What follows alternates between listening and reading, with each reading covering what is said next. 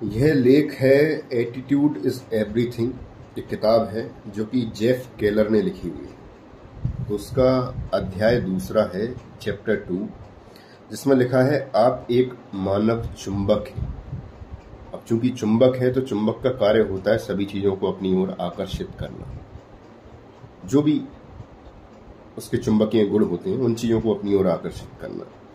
तो इसमें एक अच्छी चीज ये है कि सबसे पहले इसमें एक हेनरी फोर्ड का एक कोट लिखा हुआ है, जिसमें लिखा है, यदि आप सोचते हैं कि आप कोई काम कर सकते हैं या फिर नहीं कर सकते, दोनों ही परिस्थितियों में आप सही होते हैं।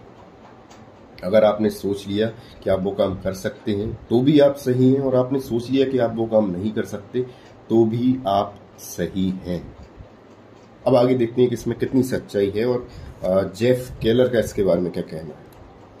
तो जेफ केलर कहते हैं कि क्या कोई ऐसी चाबी है जिससे सफलता का ताला आसानी से खुल जाए? सफलता के बारे में लिखने वाले महान लेखक, प्रसारणकर्ता और वक्ता अर्नाइटिंगल का इसमें उन्होंने दिया है। उन्होंने अपनी किताब द स्ट्रेंजेस्ट सीक्रेट शीर्षक के अपने सबसे प्रसिद्ध रिकॉर्डेड संदेश में इस मुद्दे को उठाया है। कौन से मुद्दे को? जैसा आप सोचते हैं वैसा आप बनते हैं, इस मुद्दे को उठाया है। उन्होंने कहा कि इस कार्यक्रम में उन्होंने सफलता के मंत्र को अंग्रेजी के केवल 6 शब्दों में परिभाषित किया है। हालांकि उन्होंने बाद में इन्हें विस्तार से समझाया है, किंतु उनकी सफलता का आधार यही 6 शब्द है। अब कौन से 6 शब्द हैं? वो 6 शब्द इसमें लिखे हुए हैं। Be become what we think about. जिस प्रकार से हम सोचते हैं वैसा ही हम बन जाते हैं।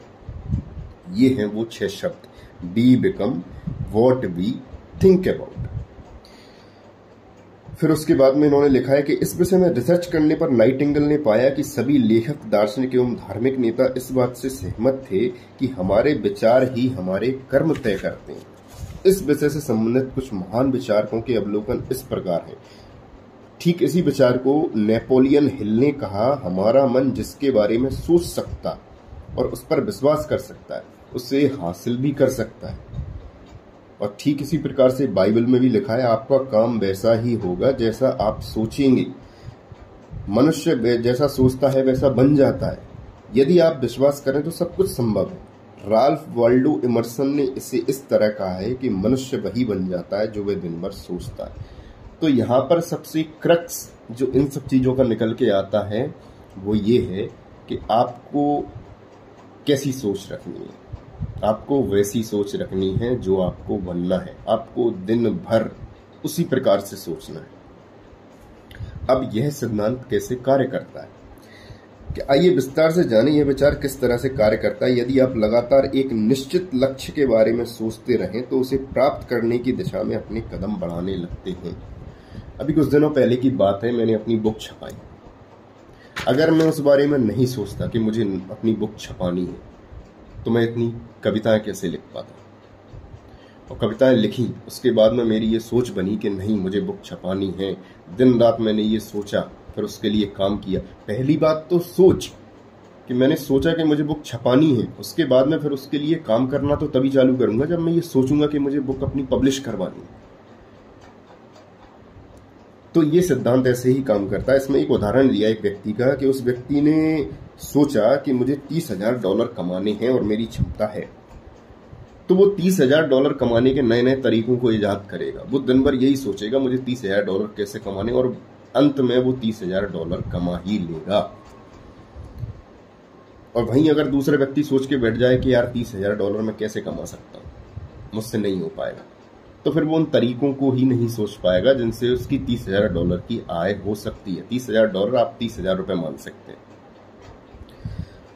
तो इस तरह से आप एक मानव चुंबक हैं। अध्याय 2 जेफ केलर ने इस चीज को बताया है, और इसका मुझे जो मेन चीज समझ में आई है कि जो आपको अचीव करना है जिंदगी में, जो आपको चाहिए, आपको आज से ही, इसी पल से ही और हर पल, अगले हर पल आपको वही सोचना पड़ेगा। ऐसा भी नहीं है कि आपने दिन भर में 1 मिनट सोच लिया। जैसे आप खाना खाने बैठो और एक निवाला खा के उठ जाओ तो आपका पेट नहीं भरेगा।